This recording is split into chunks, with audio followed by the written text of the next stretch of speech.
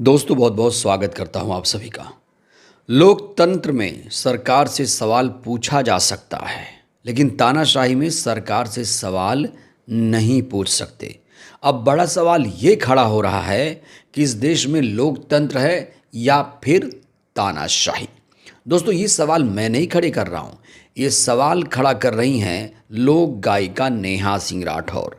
क्योंकि नेहा सिंह राठौर को किस तरीके से प्रताड़ित किया जा रहा है, उन्होंने कैमरे के सामने अपनी आप बीती बताई है। वहीं एसआईआर को लेकर खबर ये आ रही है कि एसआईआर में सिर्फ आपको वोटर ही नहीं बल्कि नागरिकता भी साबित करनी होगी। दोस्तों ये मुद्दा उठाया है सुप्रीम कोर्ट के सीनियर एडवोकेट कपिल सिब्बल साहब ने। एसआईआर के मुद्दे को लेकर नए सिरे से एक याचिका लगाई गई है। याचिकाकर्ता हैं मनोज झा और मनोज झा के वकील हैं कपिल सिब्बल। जब यह याचिका लगाई गई तो फिर सीजीआई ने इस पूरी याचिका पर सुनवाई की है, लेकिन इस याचिका को लेकर जो कुछ सीजीआई साहब ने टिप्पणी की है उसको लेकर लोग हैरानी जता रहे हैं। तो इस पूरे केस में आज सुप्रीम कोर्ट में किस तरीके से बहस हुई, सीजीआई ने क्या टिप्पणी की, दोस्तों ये तो आपको बताएंगे ही बताएंगे। साथ ही आपको ये भी बताएंगे कि आखिर क्यों ध्रुव राठी से घबरा गई मोदी सरकार। इलेक्शन कमीशन की नींद कैसे उड़ा दी ध्रुव राठी ने। ध्रुव राठी का एक वीडियो इस समय सोशल मीडिया पर तेजी से वायरल है, जिसमें उन्होंने इलेक्शन कमीशन का कच्चा चिट्ठा खोल दिया है। मात्र 1-1.5 मिनट के वीडियो में पूरे चुनाव आयोग की पोल खोल कर रख दी है। लेकिन दोस्तों सबसे पहले हम बात करेंगे सुप्रीम कोर्ट में आज एसआईआर को लेकर क्या कुछ हुआ है। देखिए आप सभी को ये तो मालूम है कि एसआईआर जिस तरीके से हो रहा है उसकी प्रक्रिया को लेकर सवाल खड़े हो रहे हैं। एसआईआर का विरोध कोई नहीं कर रहा है, बस जो तरीका अपनाया गया है, जिस तरीके से लोगों को उलझाया जा रहा है, लाइनों में खड़ा किया जा रहा है, उनसे 2003 के दस्तावेज मांगे जा रहे हैं, इसको लेकर लोगों में बहुत ज़्यादा परेशानी हो रही है। बीएलओज़ की परेशानी अलग है, उनकी मौत की वजहें अलग हैं, लेकिन मतदाता कितने ज़्यादा देश के हलकान हैं दोस्तों, इस पर बात करना बहुत ज़रूरी है।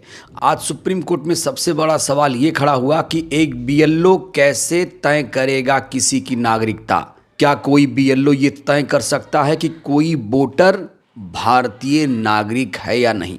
दोस्तों इसी मुद्दे को लेकर आज सुप्रीम कोर्ट में सुनवाई हुई। सुप्रीम कोर्ट के सीनियर एडवोकेट कपिल सिब्बल साहब ने कहा कि एसआईआर में लागू किए जा रहे नियम विदेशी यानी नागरिक अधिनियम के नियमों जैसे ही हैं, जहां नागरिकता साबित करने की जिम्मेदारी व्यक्ति की ही होती है। राज्यसभा सांसद मनोज झा की याचिका पर सुनवाई करने के लिए बाकायदा एक बेंच का गठन किया गया। इस बेंच में खुद सीजीआई जस्टिस सूर्यकांत के अलावा जस्टिस जॉय माल्या बागची भी मौजूद थे।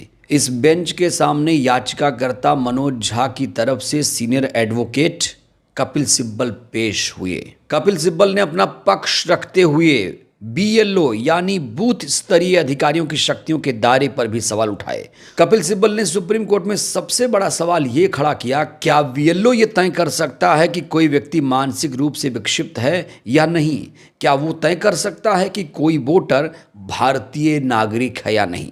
लाइव लॉ की रिपोर्ट के अनुसार कपिल सिब्बल ने कहा कि कोई वोटर भारतीय नागरिक है या नहीं ये तय करना बीएलओ के अधिकार क्षेत्र में नहीं आता है, क्योंकि जो बीएलओ नियुक्त किए गए हैं वो सिर्फ स्कूल टीचर हैं। कपिल सिब्बल ने कहा कि नागरिकता निर्धारित करने के लिए एक स्कूल शिक्षक को बीएलओ के रूप में तैनात करना मूल रूप से और प्रतीकात्मक रूप से एक खतरनाक और अनुचित प्रस्ताव है। कपिल सिब्बल ने सुप्रीम कोर्ट में उदाहरण देते हुए कहा, गणनाकर्ता वोटर से पूछेगा, मुझे बताइए आपके पिता का जन्म कहाँ हुआ, मुझे इसका सबूत दीजिए, मैं इसका प्रमाण कैसे दे पाऊंगा। सीनियर एडवोकेट कपिल सिब्बल ने ये सवाल सीधे सीजीआई से पूछा।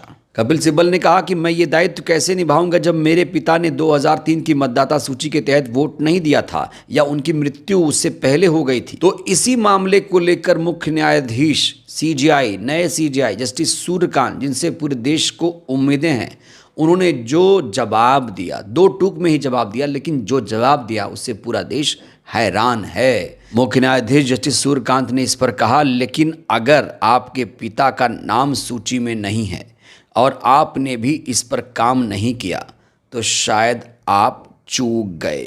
ये दोस्तों बहुत बड़ी टिप्पणी है। सुप्रीम कोर्ट के सीजीआई की ये बहुत बड़ी टिप्पणी है। और जिस तरीके से एसआईआर यहाँ पर हो रहा है, जिस तरीके से इलेक्शन कमीशन एसआईआर करवा रहा है, कहा जा रहा है ऐसी टिप्पणियों से इलेक्शन कमीशन को और बल मिलेगा। जिस तरीके से यहाँ पर टिप्पणी की गई है सीजीआई की तरफ से कि आप चूक गए, तो फिर उन तमाम मतदाताओं का क्या होगा? वो कैसे अपने दस्तावेज़ दिखाएंगे, कहाँ से अपने दस्तावेज़ लाएंगे? 2003 की वोटर लिस्ट में लोगों के नाम भी नहीं मिल पा रहे हैं, तो फिर सीजीआई को ये टिप्पणी करने की क्या ज़रूरत थी? दोस्तों आपको बता दें, इस पूरे मामले पर अब अगली सुनवाई 2 दिसंबर को होगी। ये सिर्फ टिप्पणी थी, कोई फैसला इस पर नहीं हुआ है, लेकिन कहा जा रहा है कि 2 दिसंबर को एक बहुत बड़ा फैसला एसआईआर पर सुप्रीम कोर्ट सुनाएगा। उस दिन तय हो जाएगा कि नए सीजीआई गवई के रास्ते पर हैं या फिर वो डीवाई चंद्रचूड़ के रास्ते पर हैं, क्योंकि हमारे देश की सीजीआई को निष्पक्ष होना पड़ेगा। जनता के साथ उसे कहीं ना कहीं खड़ा होना पड़ेगा। दोस्तों जब बात निष्पक्षता की आती है तो चुनाव आयोग पर भी सवाल खड़े होते हैं, क्योंकि विपक्ष बार बार कहता है कि चुनाव आयोग निष्पक्ष नहीं है। और इस समय इलेक्शन कमीशन की कैसे क्लास लगाई है ध्रुव राठी ने। दोस्तों मैं आपको 2 मिनट का वीडियो दिखाने जा रहा हूं ध्रुव राठी का। ध्रुव राठी वैसे तो 20, 22, 25 आधे घंटे का वीडियो बनाते हैं, लेकिन 2 मिनट जो आप देखेंगे उसमें पूरे इलेक्शन कमीशन का इन्होंने कच्चा चिट्ठा खोल कर रख दिया है। देखिए जरा। यहाँ पर सबसे बड़ा सवाल वैसे इलेक्शन कमीशन पर उठता है, क्योंकि मॉडल कोड ऑफ कंडक्ट के रूल्स में क्लियरली लिखा गया है कि सरकार किसी को भी पैसे नहीं दे सकती चुनाव के वक्त, स्पेशली तब जब मॉडल कोड ऑफ कंडक्ट लागू हो जाता है। बिहार में 6 अक्टूबर को ये कोड ऑफ कंडक्ट लागू हुआ, लेकिन इसके बाद 17 अक्टूबर, 24 अक्टूबर, 31 अक्टूबर और 7 नवंबर तक को भी महिलाओं को 10,000 रुपए दिए जा रहे थे। इमेजिन करो दोस्तों, बिहार देश का सबसे गरीब राज्य है और इलेक्शन से ठीक पहले यहाँ पर आप गरीब लोगों को बैंक अकाउंट में 10-10 हजार रुपए दे रहे हो और फिर उनके सामने गाजर लटका के कह रहे हो कि अगर हमें वोट दोगे तो आने वाले टाइम में लाखों रुपए मिल सकते हैं। ये इलेक्शन हो रही है, चिट फंड स्कीम चल रही है। 25 दिन में पैसा डबल, 25 दिन में पैसा डबल। इंटरेस्टिंग चीज यह है दोस्तों कि अगर अपने देश का इतिहास देखोगे, जब भी स्टेट गवर्नमेंट्स ने ऐसा कुछ करने की कोशिश करी थी तो इलेक्शन कमीशन ने किसी भी हालत में ये सब होने नहीं दिया था। जैसे कि मार्च 2004 में इलेक्शन कमीशन ने तमिलनाडु की जयललिता सरकार के किसानों को पैसे देने पर रोक लगा दी थी, जबकि ये स्कीम तो मॉडल कोड ऑफ कंडक्ट लागू होने से 1 साल पहले से चल रही थी। इसी तरह मार्च 2011 में तमिलनाडु में ही इलेक्शन कमीशन ने डीएमके सरकार की फ्री कलर टीवी देने की स्कीम पर भी रोक लगा दी थी। ये स्कीम भी सितंबर 2006 से चल रही थी, लेकिन इलेक्शन कमीशन ने कहा अगर इलेक्शन नजदीक आ रही है तो इस तरीके से फ्री सामान नहीं बांटा जा सकता। इसका और रिसेंट एग्जांपल देख लो, मार्च 2024 में आंध्र प्रदेश सरकार को 6 स्कीम्स के तहत लोगों को 14,000 करोड़ रुपए ट्रांसफर करने से रोक दिया गया था। नवंबर 2023 में तेलंगाना की बीआरएस सरकार किसानों को पर एकड़ 5,000 रुपए देना चाहती थी, लेकिन उन्हें रोक दिया गया था, क्योंकि फाइनेंस मिनिस्टर हरीश राव ने अपने चुनाव प्रचार में कहा था कि 30 नवंबर को वोटिंग से 1 दिन पहले किसानों के अकाउंट में पैसा आना शुरू हो जाएगा। अब जाहिर सी बात है, ये चीज एक तरीके की रिश्वत ही है। अगर आपको वेलफेयर स्कीम लागू करनी ही है तो 5 सालों में कभी भी कर लो, इलेक्शन से ठीक पहले क्यों करते हो? यही कारण है कि इलेक्शन कमीशन ने पिछली इलेक्शंस में ऐसा नहीं होने दिया था, लेकिन इस बिहार की इलेक्शन में इलेक्शन कमीशन ने मानो खुली छूट दे दी एनडीए सरकार को। दोस्तों आपने ध्रुव राठी का ये वीडियो देखा। ध्रुव राठी की कौन सी बात आपको सही लगी, कौन सी बात आपको तार्किक लगी? इलेक्शन कमीशन सही है या फिर ध्रुव राठी, ये भी आपको मुझे बताना है। अब मैं आपको नेहा सिंह राठौर का वो दर्द दिखाने जा रहा हूँ, क्योंकि नेहा सिंह राठौर अब सवाल नहीं पूछ पा रही हैं। सोशल मीडिया पर काफ़ी ज़्यादा सक्रिय थीं, सरकार से सवाल पूछती थीं, लेकिन अब उन्होंने सवाल शायद पूछना अभी छोड़ दिया है, क्योंकि उन पर मुसीबतों का पहाड़ टूटा हुआ है। कहा जा रहा है कि वो गिरफ्तार भी हो सकती हैं। सैकड़ों केसेस उनके खिलाफ दर्ज करा दिए गए। सुनिए नेहा सिंह राठौर की आप बीती। देखिए, मैं तो ये कहती हूँ कि अगर पुलिस जो है मुझे गिरफ्तार कर लेती है, मुझे सूली पे चढ़ा देती है, मेरा इनकाउंटर कर देती है, तो मैं क्या कर लूँगी? अरे मैं कौन हूँ? मैं कुछ नहीं कर पाऊंगी। गोली मार देगी, मर जाऊंगी। सूली पे चढ़ा देगी, लटक जाऊंगी। और मैं क्या कर सकती हूँ? आप लोग भी देखते रहिएगा। आप लोग खबरें चलाइएगा, नेहा सिंह राठौर को सूली पे लटकाया गया। दोस्तों आपकी नज़र में नेहा सिंह राठौर कैसी नागरिक हैं, आप लोग बताइएगा ज़रूर। और क्या आप लोगों ने एसआईआर फॉर्म भर दिया? एसआईआर फॉर्म भरने में कोई दिक्कत तो नहीं आ रही है? नए सीजीआई से कितनी ज़्यादा उम्मीदें हैं? राय दीजिएगा। बहुत बहुत धन्यवाद।